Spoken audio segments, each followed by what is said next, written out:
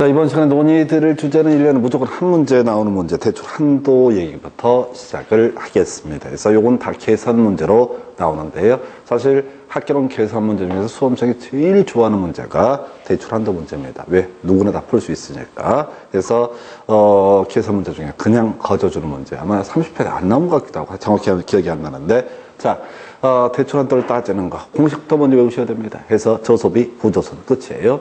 저소비 부저순 해서 저소비 그 다음에 부저순 이렇게 갑니다. 공식을 외우셔야 된다고요. 그래서 저소비와 부저순만 외우시면 일단 얘기는 다 끝나게 됩니다. 그래서 일단 문제를 구성할 때 주택담보대출하고요, 상업용 부동산, 자 소위 순영업소득을 기준으로 대출하는 거 두 개를 따지게 됩니다. 그래서 우리 앞에서 공부할 때 자 비율 분석법이라고 하는 데서 몇 개 공식을 공부를 했던 게 있었습니다. 그래서 비율 분석법에서 제일 처음에 나왔던 게 대부 비율이라는 공식이 있었죠. 그래서 대부 비율이라고 하는 것은 이렇게 설명을 드렸습니다. 대부 비율은요, 부동산의 가격분의 바로 대출액 또는 대출 한도라고 하는 거, 이걸 대부 비율이라고 부릅니다. 그래서 10억짜리 부동산인데 LTV 대부 비율이 50%다. 그러면 5억까지 대출에 줄 수가 있다. 이런 식의 논리구조. 이게 대부 비율. 기억 나온 김에 얘기 한번 해볼까요?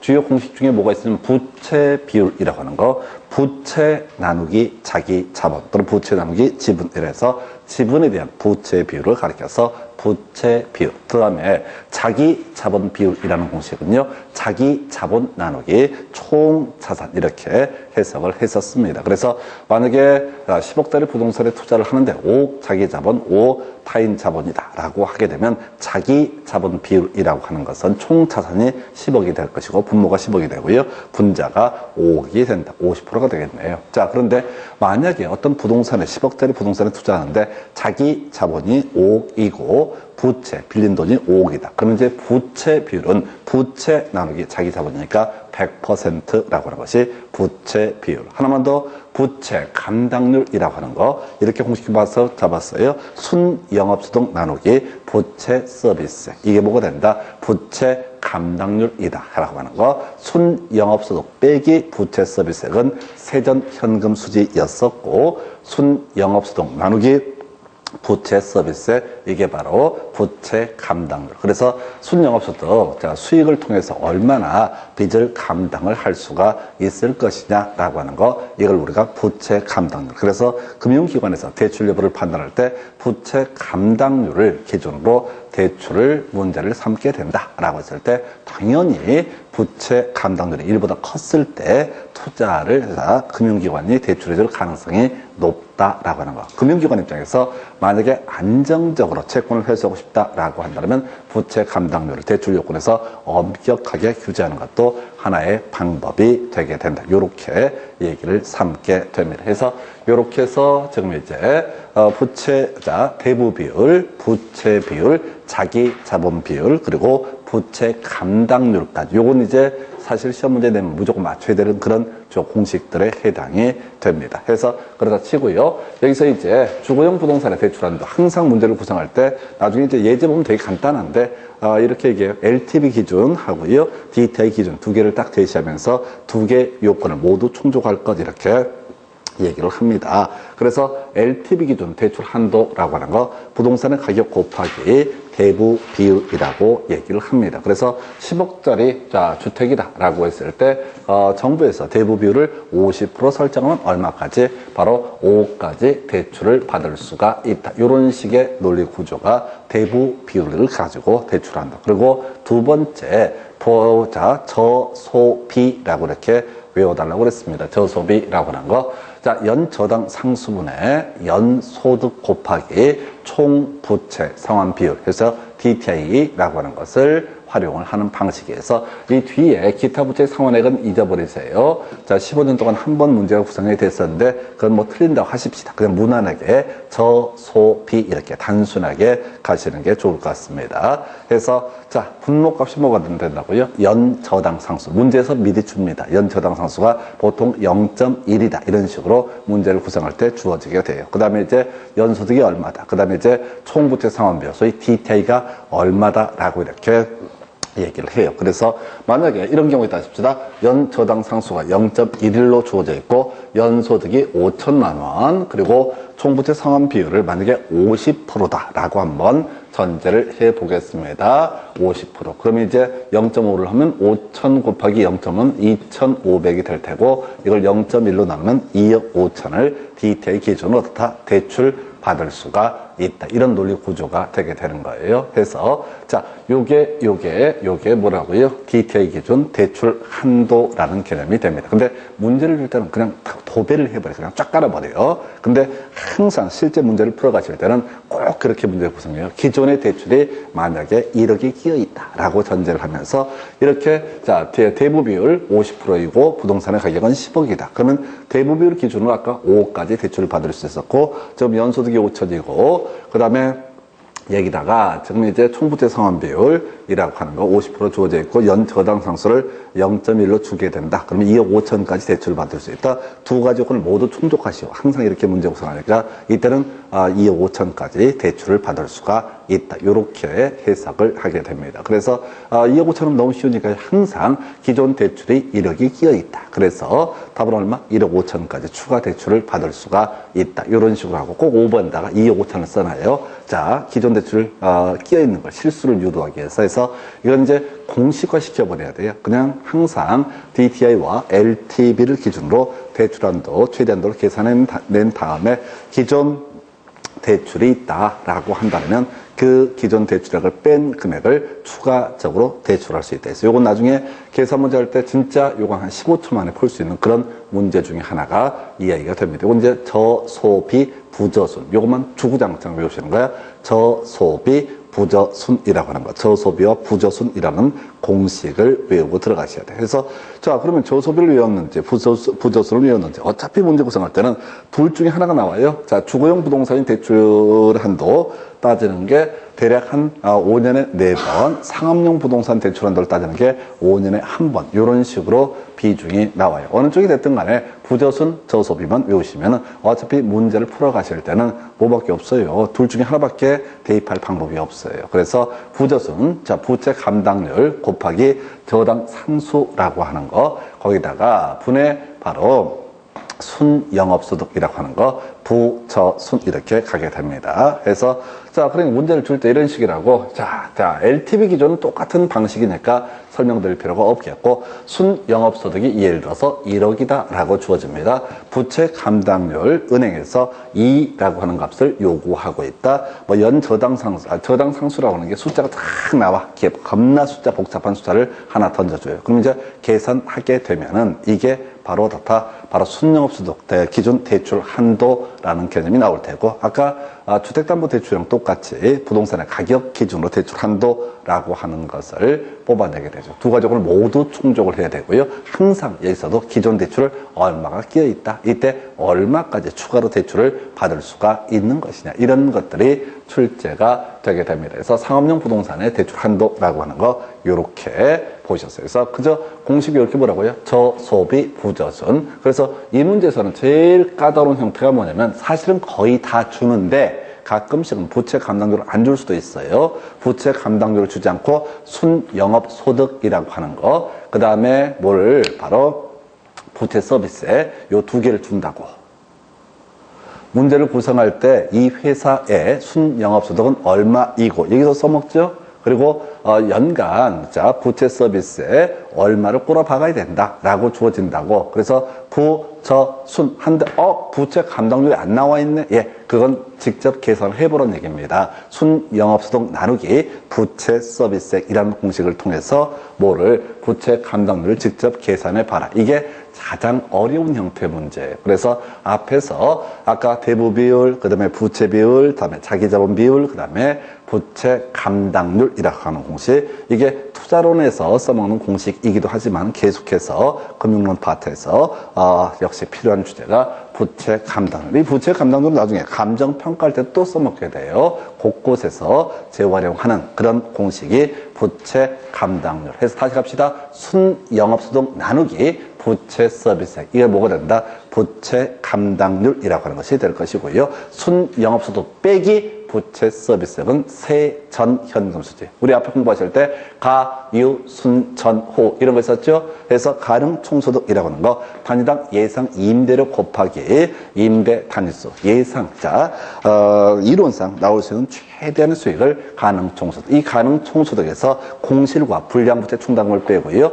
부채 자, 그다음에 영업 외 수입을 더하게 되면 이게 실제 통장에 찍힌 금액 유효 총소득이라는 개념이 되게 될 것이고, 이 유효 총소득이라고 하는 데서 자, 영업 경비 세 가지 있었죠. 요금하고요, 유지 관리비하고요, 그 다음에 재산세, 요유제. 그래서 유요제보다 요유제가 빠르겠구나. 각종 요금, 전기, 수도, 보험 요금 이런 것들 하고요, 재산세 하고요, 그 다음에 유지 관리비 이렇게 세 가지를 영업 경비라고 해서 유효 총소득에서 영업 경비를 빼게 되면 순영업소득, 순영업소득이 계산되게 되면 여기서 은행에서 대출을 받아서 부동산 투자가 이루어졌을 때 빼야 될 금액 부채 서비스액 빼게 되면 세전 현금 수지, 세전 현금 수지에서 영업 소득세를 빼게 되면 이게 바로 세후 현금 수지. 그래서 순 영업소득 마이너스 부채 서비스액은 세전 현금 수지, 순 영업소득 나누기 부채 서비스액은 부채 감당률이라고 하는 거. 하여튼 뭐 기억나면 좋고 아니면 말고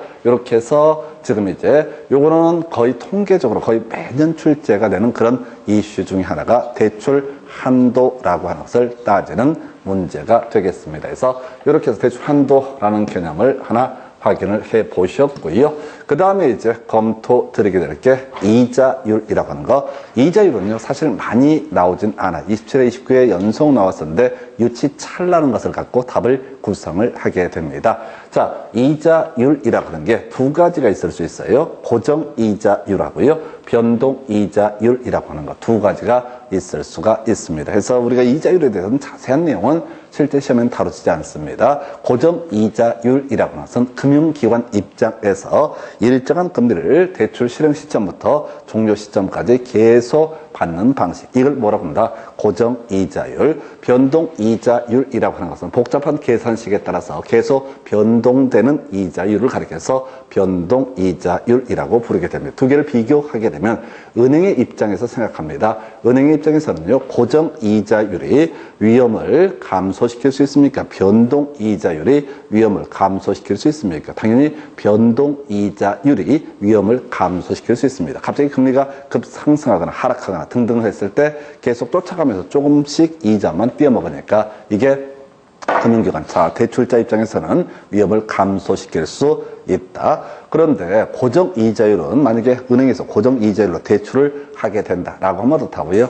은행이 그 이자율 위험을 다 떠안게 된다. 이렇게 가는 거예요. 그래서 고정이자율은 은행 입장에서 더 위험한 것이니까 상대적으로 높은 이자율을 채택을 하게 될 것이다. 한편 변동이자율은 별 상관이 없죠. 그래서 여기서 이제 이자율 위험이라고 해서 고정이자율에 따른 이자율 위험은 자, 대출자 누굽니까? 금융기관이 부담을 하게 될 것이고요. 변동이자율을 채택을 했다는 얘기는 이자율 위험을 누가? 차입자가 부담을 하게 되는 것을 가리켜서 변동이자율이라고 부르게 된다. 그래서 이 두 개 문장으로 아예 끊어서 봐야 돼. 고정이자율이라고 하는 것은 이자율 위험을 누가? 바로 대출자가 부담을 하게 된다. 변동이자율이라고 하는 것은 자, 차입자, 대출 받는 사람이 이자율 위험을 부담을 하게 된다. 이렇게 논의를 삼게 됩니다. 그래서 이자율 위험이라는 개념이 하나가 있게 될 것이고요. 자, 그래서 이제 다른 대출 조건이 동일하다라고 했을 때 통상적으로 고정금리, 주택저당대출의 금리가 변동금리, 주택저당대출의 금리보다 높을 수밖에 없다. 왜? 이자율 위험을 금융기관이 부담을 하기 때문에 그렇다. 여기까지가 배경 설명. 실제 시험 누수의 구성이 되는 영역은 이 파트예요. 차입자 입장에서 생각을 합니다. 그리고 변동금리는 어차피 별 쟁점이 안 되고요. 차입자 입장에서 고정금리로 대출을 받았다라고 한번 전제를 해보겠습니다. 자, 이 사람이 차입자가 만약에 5%의 대출을 받았다. 그런데 이제 시장금리라고 하는 경우의 수를 따지게 되면, 자, 경기 변동 등에 따라서 시장금리가 6%가 되는 경우가 있을 것이고, 4%가 되는 경우가 있을 것이다. 자, 내가요, 지금 대출을 5%의 대출을 받은 상태입니다.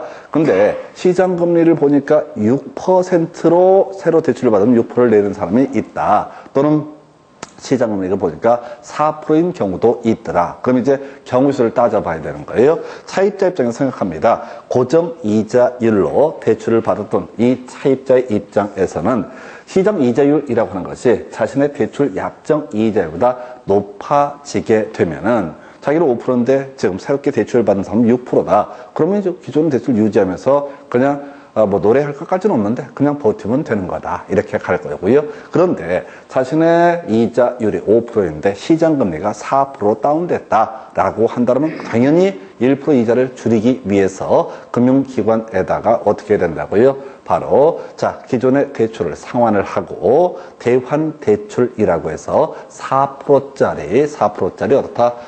바로 금리로 갈아타게 될 것이다. 그래서 기존의 대출을 상환하고 새롭게 대환 대출을 받는 방식이 될 것이다. 이게 말도 안 되는 이런 것들이 시험에 계속 두 번이나 나왔어요. 뭐라고? 자 이렇게 나옵니다. 고정이자율로 대출을 받은 차입자는 시장 이자율이 자신의 대출 이자율보다 높아지는 경우 기존 대출을 상환하려고 할 것이다 라고 해서 틀리게 뽑았어요. 그래서 틀렸잖아요. 자 지금 자기가 5% 대출을 받았는데 시장 금리가 6%인데 왜 대출을 상환을 하냐고.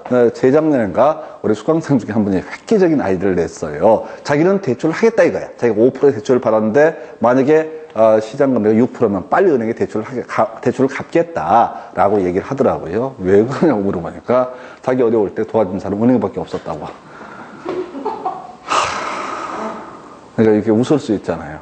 그 얘기를 진지하게 내가 듣고 있으면서 그래서 어느 시점에 웃어야 되나. 웃으면 또 삐질까봐 마음 상할까봐. 아니 그렇게 진지하게 생각하고 있는데 어이없어서 헛웃음을 지어버리면 저게 나를 무시하나? 사실 무시하는 게 맞는데 또 이제 무시하나 그러면 서로 피곤해지거든. 그래서 27회 때 그렇게 나왔어요. 27회 때 자 자기가 다 받은 대출 금리보다 시장 금리가 높아지면은 이때 기존 차입자는 자신의 대출을 상환하려고 할 것이다 라고 해서 틀리게 뽑았어요. 29회 때 문제 바꿔서 냅니다. 시장금리라고 하는 것이 대출 이자율보다 높아지게 되면은 대출자는 조기 상환 위험에 노출되게 된다. 다시 아까 27회 때는 차입자를 기준으로 얘기했어요. 자신의 대출 금리가 시장금리가 자신의 대출 금리보다 높은 경우 차입자는 조기 상환할 것이다 라고 해서 틀리게 뽑았다고. 그러면 이제 그 다음 29회 문제는 거꾸로 한다고. 자신이 실행한 대출 금리보다 시장 금리가 높아지게 되는 경우 대출자는 금융기관을 얘기합니다. 대출자는 차입자의 조기 상환 위험에 노출되게 된다. 틀렸다고요. 차입자가 조기 상환 안 한다고. 5%에 대출했는데 시장금리가 6%가 되는데 왜 조기 상환을 하냐고. 뭔 얘기를 하려고 하냐면 똑같은 질문을 갖고 똑같이 낸다고요. 한 번은 차입자 입장에서 표현한다고. 다시 차입자는 자신의 대출 금리보다 시장 이자율이 높아지게 되는 경우 바로 조기에 상환하려고 할 것이다 해서 틀리게 27회 때 답을 뽑아요. 그리고 29회 때는 문제를 완전히 바꿔. 대출자는 자신이 대출했던 이자율보다 시장 금리가 높아지게 되는 경우 차입자의 조기 상환 위험에 노출되게 될 것이다. 그럴 일이 없다는 거죠. 그래서 제가 무슨 얘기냐면은 결국은 어떤 맥락을 가지고 똑같이 문제를 구성하는 거예요. 주어 수로만 바꾸는 거예요. 주어 수로. 주체를 대출자로 보느냐 차입자로 보느냐. 그럼 이제 문제가 어렵냐 쉽냐. 이런 문제도 어렵다고들 그래요. 이유는 이제 그렇게 제일 큰 건 그겁니다. 양이 많아갖고 지금 이제 여유롭게 보면 무슨 바보냐고. 어이없게 무슨 왜 조기 상환을 하냐고. 근데 시험 볼 때는 막 정신이 없거든. 어떻게든 빨리 풀어야 되다 보니까 그래서 여유로운 상태하고 시험 볼 때는 전혀 다른 관점이에요. 그래서 정말 단순한 작업들을 계속 해주셔야 돼. 이게 거의 내게 될 때, 이건 나도 강의할 수 있겠다라고 숙달되셔야지 그런 문제를 딱딱 풀어낼 수 있는 거지. 이게 그냥 시험장 딱 던져놓게 되면요. 진짜 힘들어요. 저 같은 경우 그 전에 시험 볼 때, 14회 시험 볼 때 술 먹고 들어갔거든요. 그래서 하나도 힘이 안 들었어요. 맨정신이 아니니까. 술이 덜 깬 상태에서 시험장을 갔으니 그저 빨리 가서 집에 가서 자야 되는데 이 생각만 하는 거야. 시험이 어렵고 말고도 신경도 안 써. 힘들어 죽겠는데. 그래서 작년 시험 본 분들 몇 분한테 맥주 한 2캔 드시고 들어가시라 라고 네, 그렇게 말씀드렸어요. 그러면 어떻게 됐을까요? 맥주 한 잔 하고 들어가셨을까요? 아니면 그냥 갔을까요? 절대 안 먹어요. 왜? 맨정신, 이미 쫄아 있는 거예요, 시험. 시험에 대한 프레셔가 워낙 강하니까, 이거 어떻게든 간에 맨정신 또박또박 봐가지고, 내 끝장을 한번 봐버리.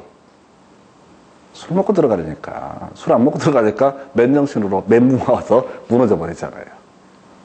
그래서 시험이 어렵다는 게 그거예요. 내용이 어려운 게 아니라, 지금 제가 설명드린 내용들이 아무것도 아니에요. 아무것도 아닌데, 다만, 이게 이제 숙달이 안 되게 되면 조금만 대출 짜고 차입 짜. 요 순서만 바꿔도 이게 막 무너져 내리는 거예요.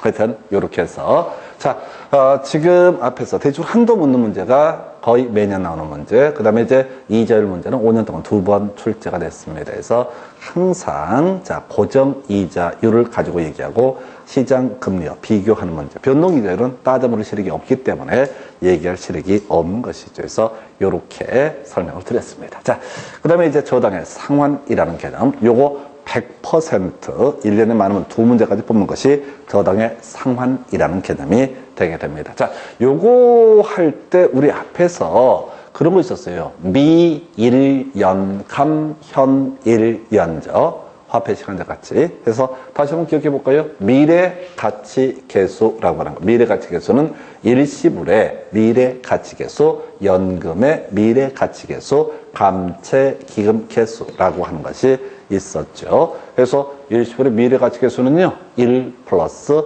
R의 n승이라고 하는 공식. 현재 1원이라는 금액이 이자율이 R일 때 n년 후에 얼마의 가치를 갖게 되느냐. 이런 공식이 1 플러스 R의 n승. 좀 어려웠던 게 연금의 미래가치계수 50만 원씩 10년간, n년간 계속해서 들어오게 될 돈. 이게 그 n년 후에 이자율이 R일 때 n년 후에 얼마의 가치를 갖는가? 공식은요, R분의 1 플러스 R의 n승 마이너스 1. 이게 좀 어려웠어요. 공식이 되게 외워지기 어려웠던 거. 그러면 우리 기억할 게 감채기금계수는 뭐야?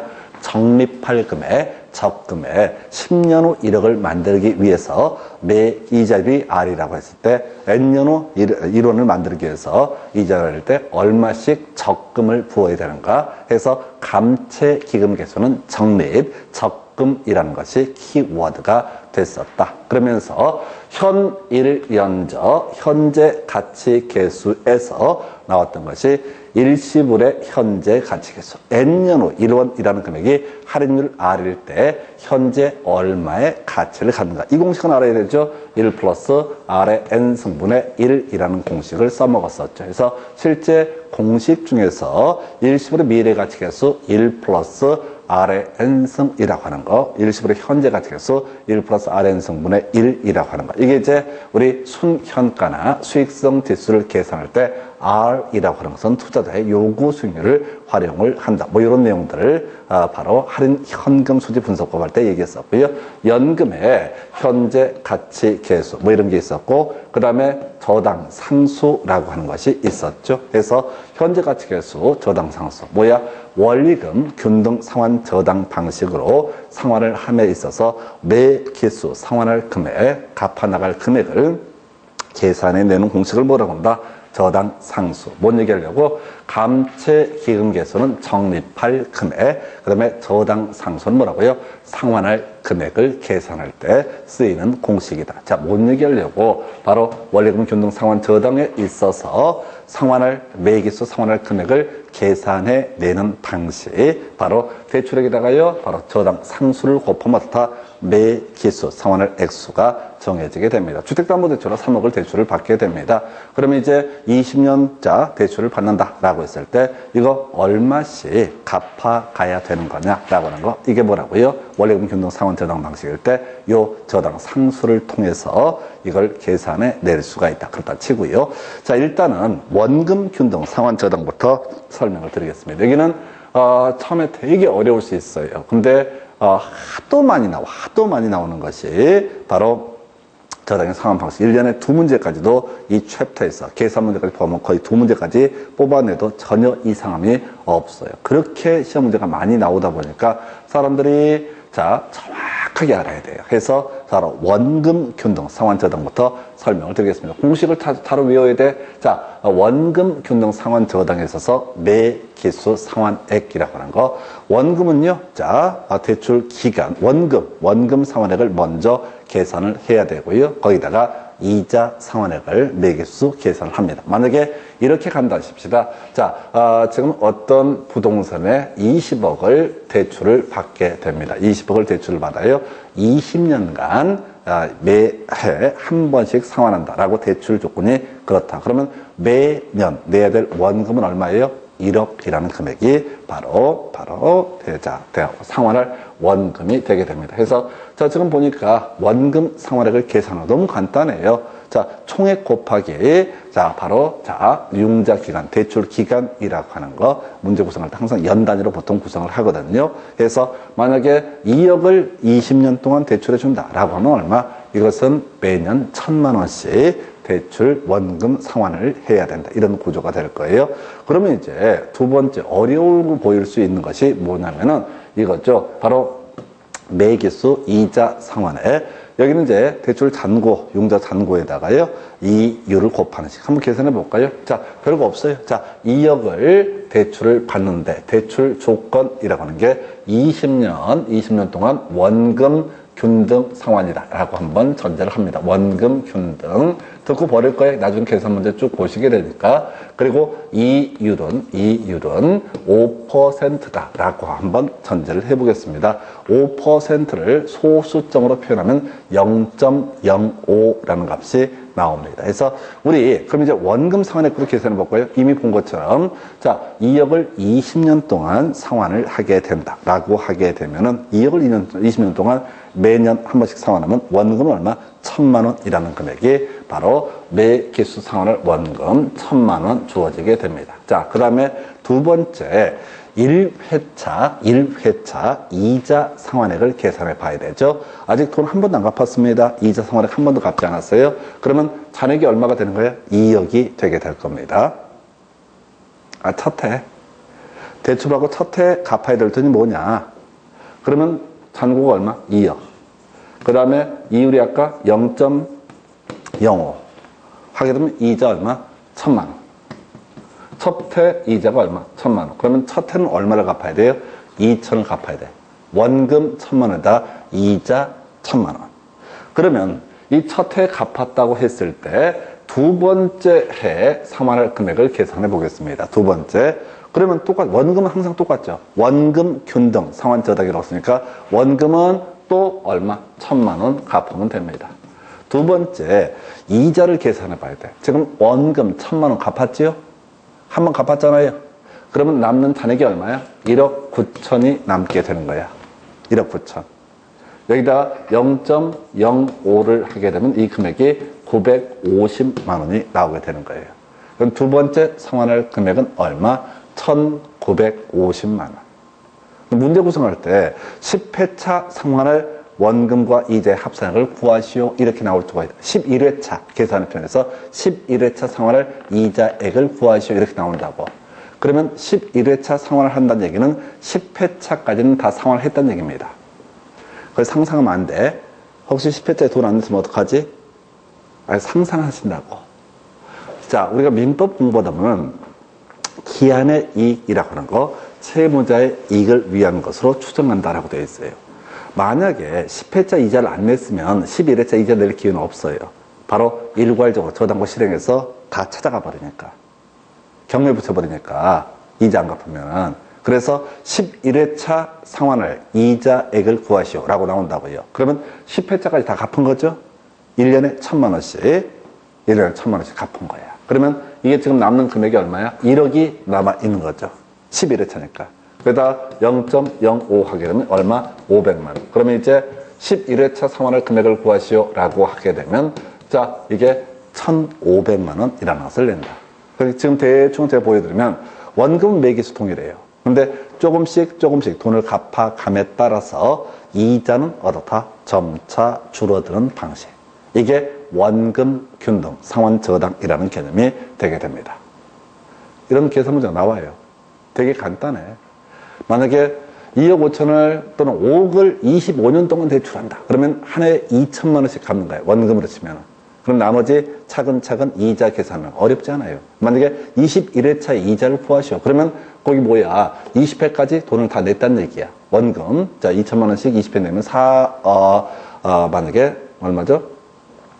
5억이라고 하면 이제 4억을 갚은 거고 1억이 대출 잔금이 되는 겁니다. 그래서 원금 균등 상환 저당이라고 하는 것은 항상 두 개로 나눠서 계산을 해야 되고 실제 문제를 풀어가실 때는 뭐가 문제가 되냐면 앞에 중간에 빵꾸 났으면 어떡하지 이 생각을 하면 안 돼. 무조건 다 갚았다고 전제를 해야지. 그러니까 11회차의 이자를 구하시오 라는 얘기를 하려면은 10회차까지 다 정상적으로 돈을 잘 갚아갔다는 것이 전제가 돼야지 11회차 이자를 낼 기회가 있어요. 만약 10회차 전에 뭔가 빵꾸가 나게 되면 어떻다고요? 그냥 저당고 실행해서 채권 회수해버리니까 11회차 계산 문제가 발생하지 않습니다. 이게 원금 균등 상환 저당. 그럼 원금 균등 상환 저당은요, 초기에는 많이 내고 후기로 갈수록 점차 이자액이 줄어들기 때문에 점차 상환액이 감소하는 형태를 가리켜서 원금 균등 상환 저당이라고 부르게 됩니다. 두 번째, 원리금 균등 상환 저당. 자, 여기까지는 알아야 돼. 그래서 매개수 원금 상환액 동일하고 이자 상환액은 점차 감소하기 때문에 저당 지불액 또는 부채 서비스액은 점차 감소하는 형태를 뭐라고 한다? 원금 균등 상환 저당이라고 부르게 됩니다. 초기에 많이 내는 방식. 상대적으로 한편 원리금 균등 상환 저당은 매 개수 상환액은 항상 어떻다?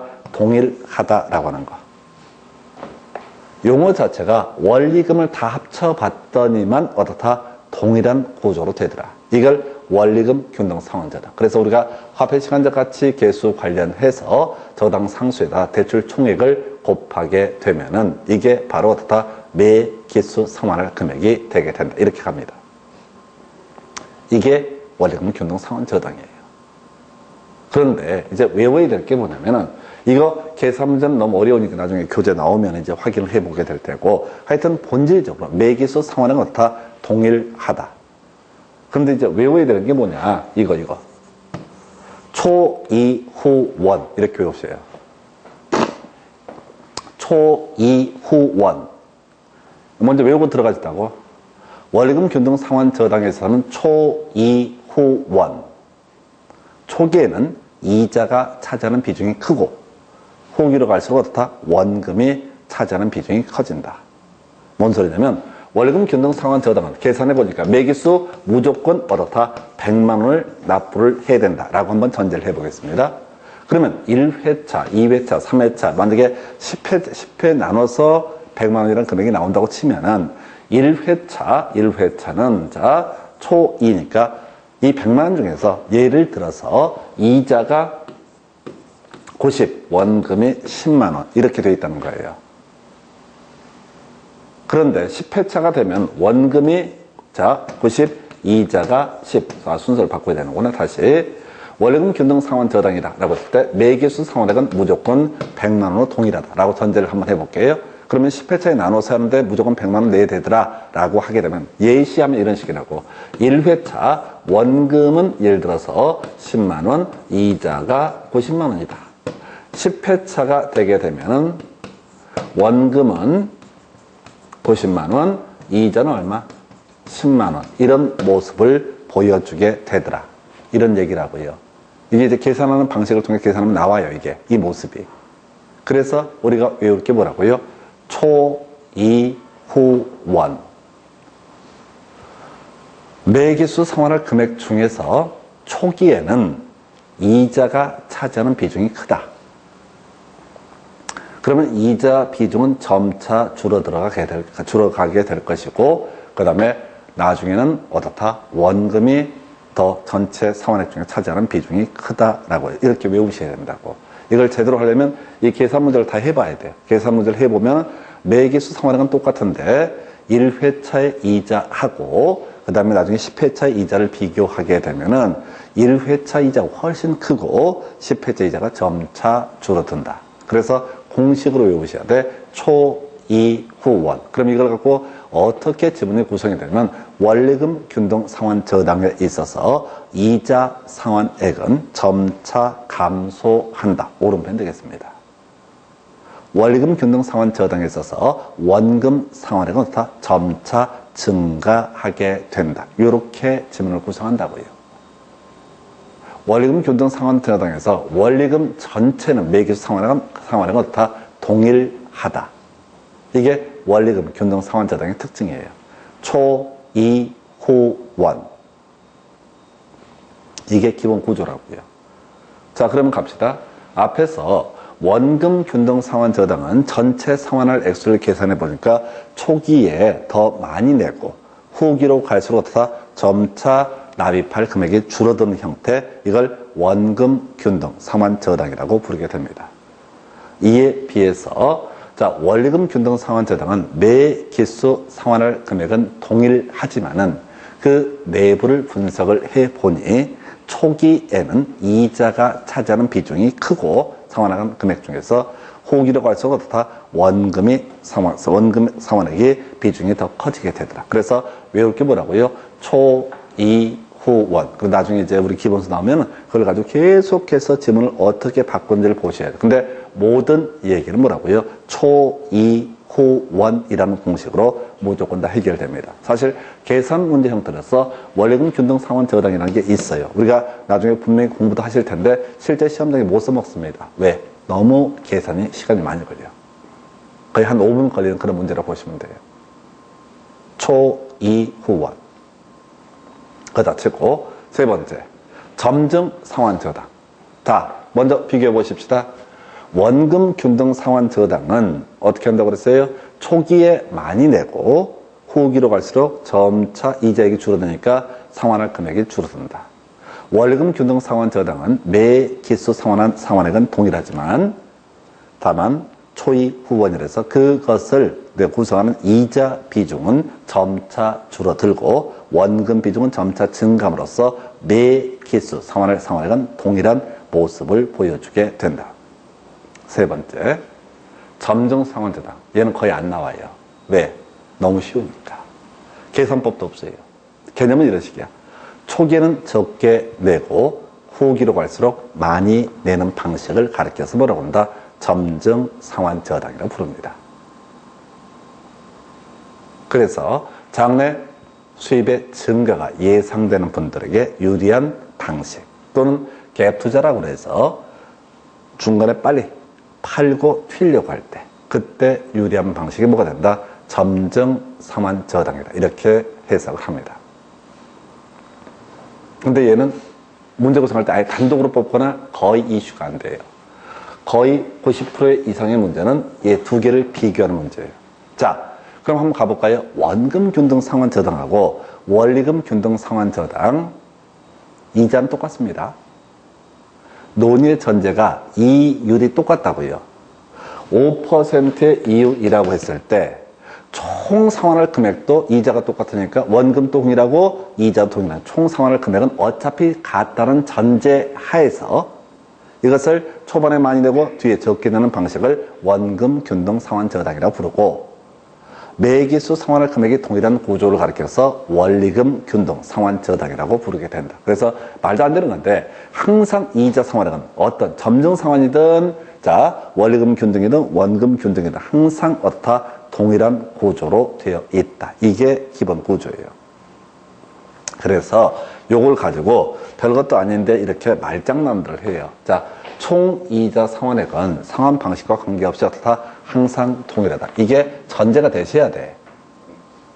대출액도 항상 동일하다는 게 전제가 돼야 된다고. 그럼 만약에 대출액이 달라져 버리면, 이율이 달라져 버리면 상환 방식과 무관하게 상환할 금액 자체가 전혀 달라지는 문제가 터지니까. 그러니까 논리의 전제는 뭐냐면, 자, 2억을 20년 동안 대출을 한다. 금리는 5%다. 고정금리, 이제 계산의 편에서 고정금리 5%다. 라는 전제에서 이게, 자, 대출자하고 차입자 간에 이걸 원금 균등 방식으로 할 거냐, 원리금 균등 상환 방식으로 채택을 할 거냐, 총 이자액, 총 원금 상환은 어차피 동일한데 이걸 내는 방식을 선택을 하는 거예요. 그럼 원금 균등 상환 저당이라고 하는 건 뭐야? 초기에 많이 내야 되는 방식, 그리고 후기로 갈수록 점차 줄여가는 방식. 이해되겠어? 원리금 균등 상환 저당이라고 하는 것은 매 기수 상환할 금액을 똑같이 하는 방식.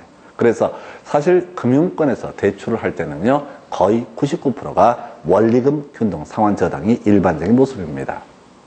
그런데 이 부동산 투기 등이 문제가 되고 대출이 문제가 됐을 때 정부에서 어떻게 한다고요? 이걸 가지고 정부에서 이렇게 하는 경우가 있다는 거예요. 바로 원금 균등 상환 저당을 더 강요를 합니다. 왜? 빚내서 집 못 사게 통제하려고. 요런 방식들. 그래서 뭐 그런 거 시험에 안 나오고. 자, 다시 돌아가서 초기 납입액 원금 균등이 원리금 균등보다 더 크다. 원리금 균등은 아까 매 기수 금액이 다 동일했잖아요. 어떤 논리구조냐면 아까 원리금 균등은 무조건 100만 원.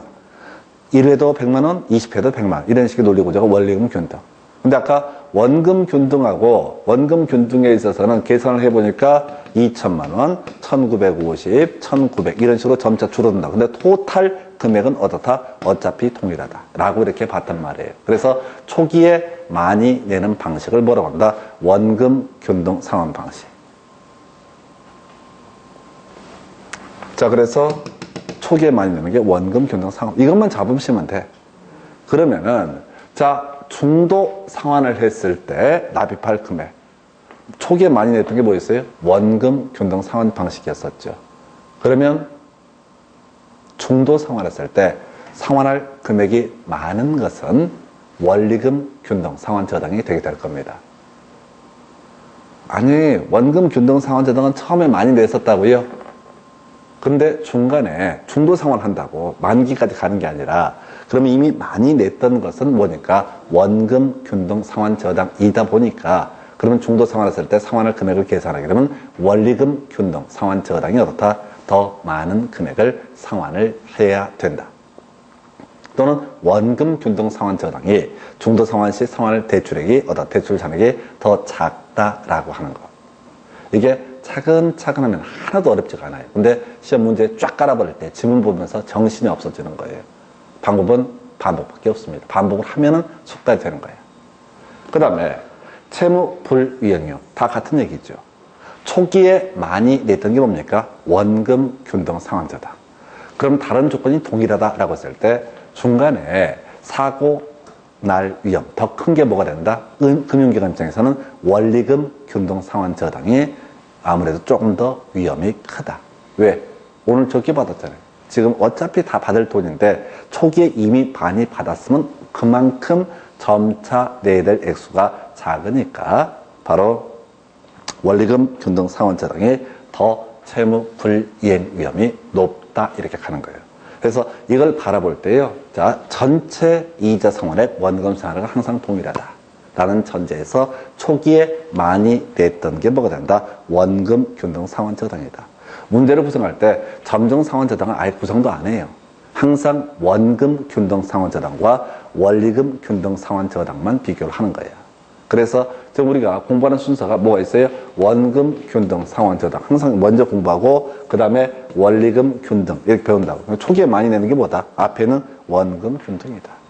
그러면 채무 불이행 위험이라든가 또는 중도 상환했을 때 원리금 균등 상환 저당이 어떻다? 더 크다라고 상환할 금액이라든가 채무 불이행 초기에 적게 냈으니까 상대적으로 이 얘기라고요.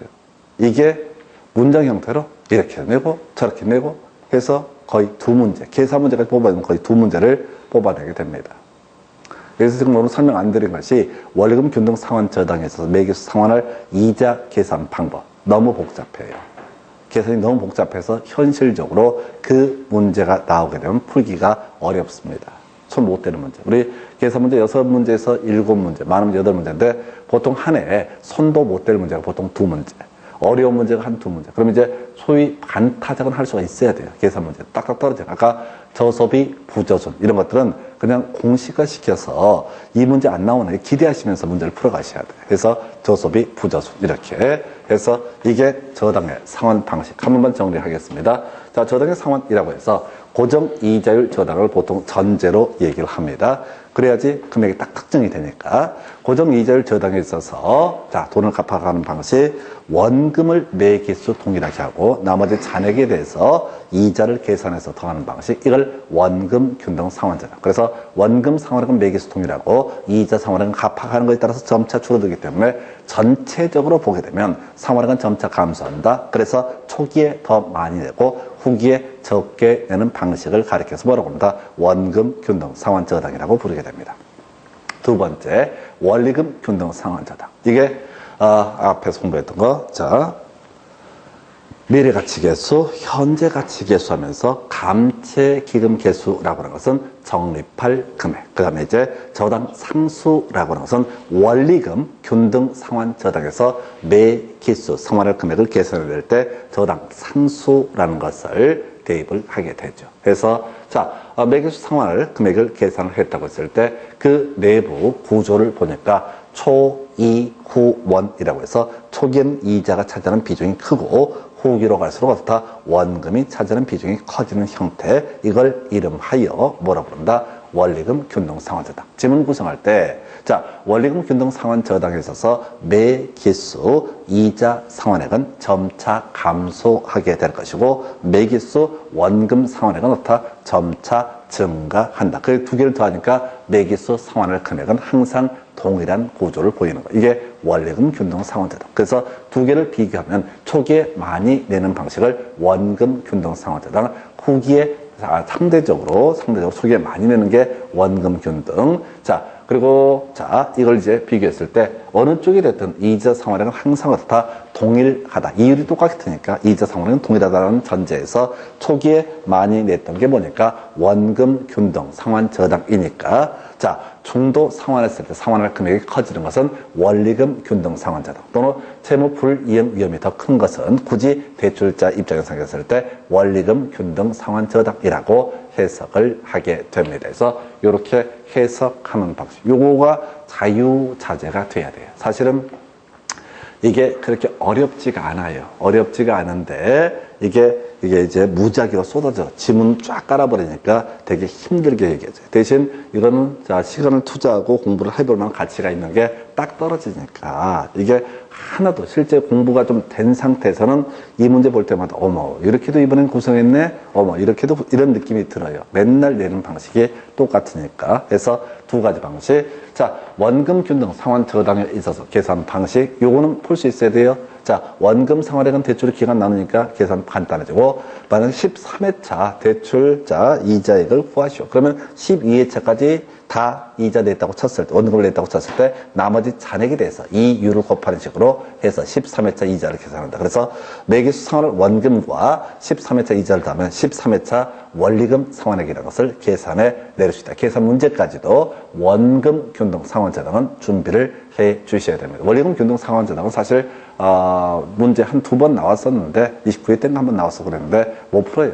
시간들이 없어가지고 교재는 정리를 해놨지만 정말 엄두가 안 나는 문제 형태가 되겠습니다. 그래서 하여튼 요는 그래요. 맨날 내는 거라도 똑바로 하시자. 새로운 거 하는 게 아니라 요렇게 해서 저당의 상환 모시고 잠시 끊었다 다음 주제 설명드립니다.